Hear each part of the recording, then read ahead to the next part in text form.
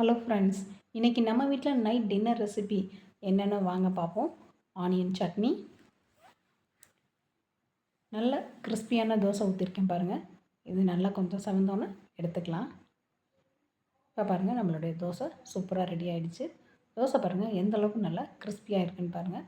இப்போ இது ஒரு பிளேட்டில் நம்ம எடுத்து வச்சிடலாங்க. தோசை பாருங்கள் எந்த அளவுக்கு நல்லா கிறிஸ்பியாக இருக்குன்னு. இப்போ நம்ம இதுக்கு சைட் டிஷ் எல்லாம் வச்சிடலாங்க. ஆனியன் சட்னி, பூண்டு பொடி வச்சுக்கலாங்க.